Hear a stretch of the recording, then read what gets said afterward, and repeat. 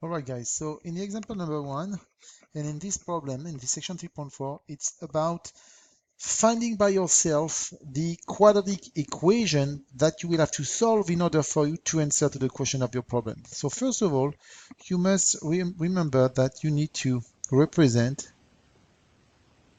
your problem in a different way. So we have two adjacent fields who are sharing a common fence.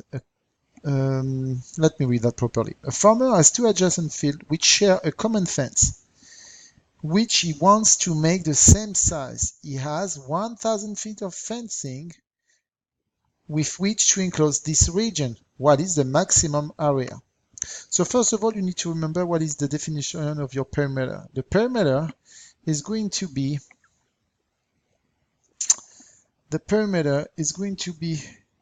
x 2x, as you have this distance right here, this length right here, x, and then right here you have y, and you have 1y, 2y, 3y. This is why you end up to have a perimeter equal 2x plus 3y, and they are telling you that the perimeter is equal to 1,000 feet. Therefore, 2x plus 3y equal 1,000. Okay, just right there. We must solve this problem for one variable. Obviously, when you're writing 1,000 equal 2x plus 3y, we're having one equation and two variables. This is not possible. We need to have another variable, another equation. The other equation is going to be what is called the area, and we know that the area is going to be x multiplied by y. Therefore, by trying to express x or y from the first equation and then substitute the value of x of y you find from the equation number 1 into the equation number 2, you will end up to have one equation, one variable. When you look at what is done right here, you can see that now you have the area equal to -3 over 2 y squared plus 500 y plus 500y. If I want to represent this area, and if I try to have -3 over 2 y squared plus 500y minus a equals 0, right here, what do I have? I have a quadratic equation. And I know that the shape of a quadratic equation, in that case, for instance, is going to be something who looks like that. Okay, why do we have a parabola going down? Because the sign is -3 over 2, and when the a is negative, you got a quadratic graph, a bell going down. Okay, so that said, we do remember that the highest point is what we call the vertex, and we know that the vertex is equal hp of h.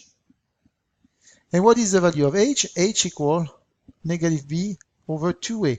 I know b and I know a from my expression. Okay, so when I substitute b and a by their value, I end up to have a value of h equal 166.7. Knowing this value of h, I can substitute the value of h inside the equation, okay, and I will find the value of k, okay, and I will find the value of k.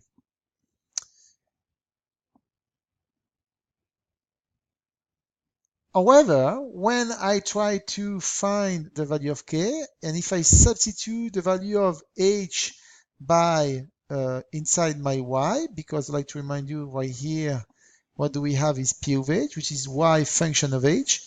If I substitute y by h at the end of the day, I end up to have the value of the area. Okay? Now, I will let you work on example number 2 by yourself. A cat flies 20 feet on a 20 feet of string. We assume the kite is being held at the ground level. So if I had to represent this problem, I would represent something like this. This is the ground level. Okay, And right there, I know that this is a 20 feet. 20 feet. And the question is, what is the vertical height of the kite above the ground? So my kite is right here, and what I'm looking for is the vertical height. If I call this point A, well, AK is defined as the vertical height. Okay, vertical height.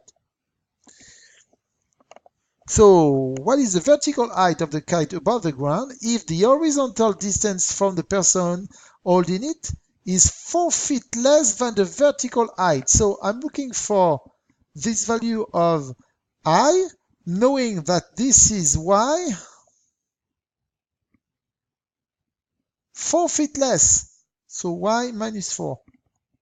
Well, Pythagorean theorem tell me if I name this triangle BAK, so if I look at the triangle BOK, well, I end up to say that AB square plus AK square equal BK square equal BK square. Now, I know what is AB. Well, AB, it is a y minus 4 square plus AKY, so plus y square equal BK square. All right? All right. Now, that said, I end up to have a y square minus 8y plus 16 plus y square equal bk square, which is 20 square, equal 20 square. So 4y square minus 8y equal 20 by 20, it's 400. 400.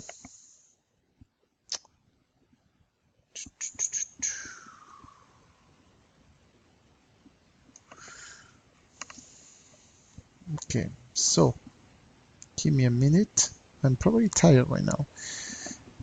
All right, so y square plus y square 20. So I'm supposed to have 2y square. See? Very good. Check always your work. 2y square minus 8y equal 386. So I end up to have 2y squared minus 8y minus 386 equals 0. Two options, trying to solve this problem by yourself or trying to use the quadratic formula. If you are deciding to use the quadratic formula or not, no matter what, put a plus right there because it will help you to define A equal 2, B equal negative 8, and B equal negative 386 without hesitation.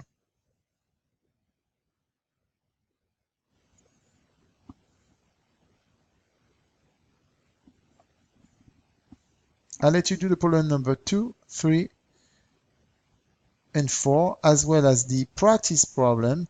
This is a section where you need to spend some time. Take it easy, and you will see that it's very easy to do it. Let me see. I have a few minutes to spare, so I want to try to do a problem. Let me try to do the example number 3 right here. A right triangle. So right away, I'm going to represent a right triangle. The longer leg is the hypotenuse is equal to 20 meter long than twice the length of the shorter leg. So it's 20 meter. Actually, it's going to be twice the shorter leg first plus 20 meter. So it's going to be, so if I call X the shorter leg, you take 2 times the shorter leg, and then you do minus 30. The longer leg is 20 meters longer than twice.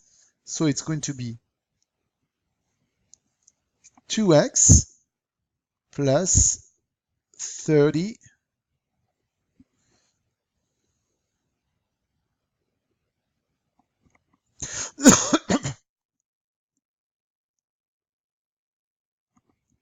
and now using your Pythagorean theorem, you end up to have a 2x minus 30 square equal 2x plus 30 square plus x square.